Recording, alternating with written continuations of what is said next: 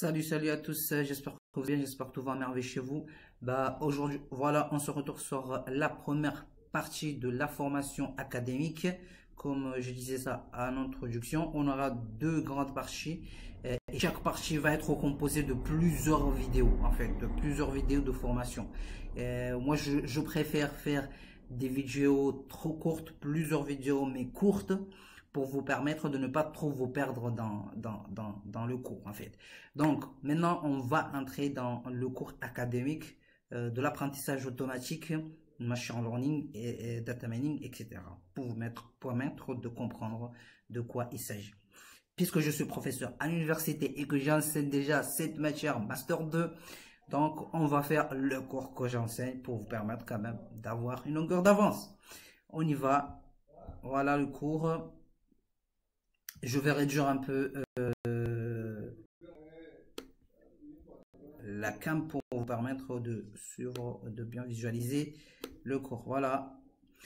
Donc, comme vous le savez, je me suis déjà présenté. Le cours, il s'agira d'apprentissage automatique, data mining, machine learning.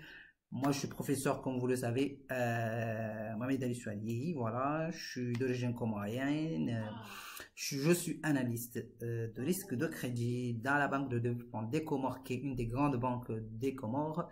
Je suis un ingénieur en big data.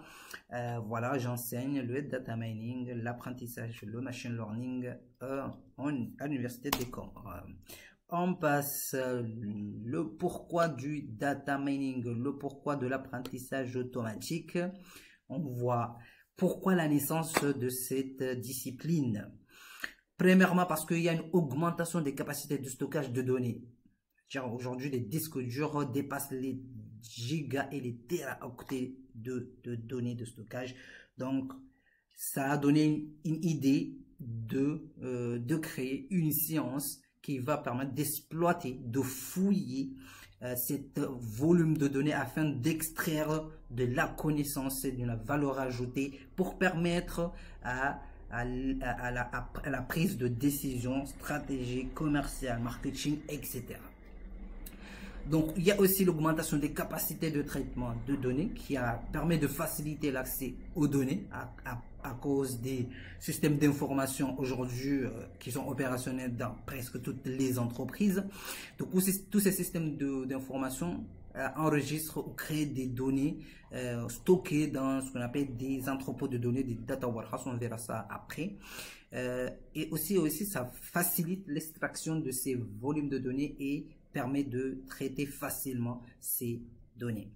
Il y a la maturation des principes de base de données, maturation des bases de données relationnelles. Il y a aussi la croissance exponentielle de la collecte des données avec les scanners, avec les supermarchés, l'internet, etc. Donc, c'est-à-dire que tous les jours, on fournit ou bien on crée des masses de données. On ajoute des masses de données, que ce soit dans notre smartphone, que ce soit dans les supermarchés, que ce soit dans l'internet, les messages que nous partageons en ligne, etc. Ce sont des volumes de données qui se deviennent énormes et inexploitables. Ça devient vraiment ingérable.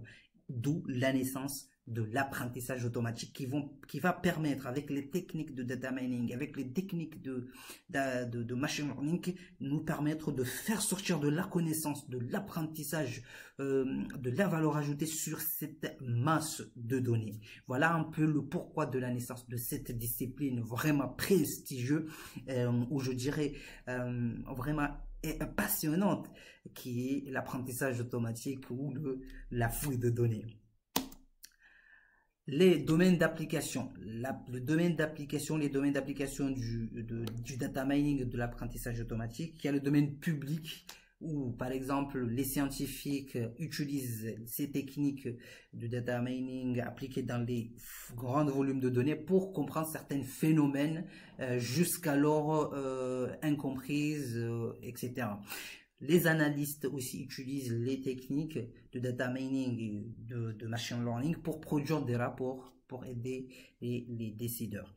Il y a aussi des secteurs de la banque, de la télécommunication, de l'e-commerce. Tous ces secteurs que vous voyez ici produisent des masses de données, des volumes gigantesques de données. Donc, là, dans chaque secteur, si vous maîtrisez l'apprentissage de données, si vous maîtrisez les techniques et les différents processus à appliquer pour traiter ces masses de données, pour traiter des volumes phénoménaux de données afin de faire sortir de la connaissance, si vous maîtrisez ça, vous êtes capable de travailler dans n'importe quel domaine. Aujourd'hui, sans vous mentir, là moi je suis bien parce que j'ai cette maîtrise-là, j'ai cette expertise-là. Donc dans n'importe quel domaine, je peux travailler, je propose des activités, je propose des services pour des cabinets médicaux, pour des cabinets d'avocats, pour des cabinets dentaires, et en fait dans le domaine de la finance, dans le domaine de la télécommunication, des assurances, de l'énergie, etc. Je travaille tous les jours sur ces différentes problématiques métiers de différents secteurs. Du coup, je suis polyvalent, j'apprends beaucoup sur ces domaines-là et ça, c'est ce qui fait la force de cette discipline. Si vous maîtrisez cette discipline, parce que c'est une discipline de l'avenir, ça je vous dis, dans 10 ans, là, dans 5 ans, si vous maîtrisez ces techniques-là, vous serez sûr que le monde sera à vos pieds, je vous assure. Voilà un peu les domaines d'application du data mining, de l'apprentissage automatique ou bien du business intelligence. Comme j'avais dit, il ne faut pas faire beaucoup de vidéos. On va s'arrêter là pour cette première petite partie et on va passer dans l'autre partie, la suite de notre cours.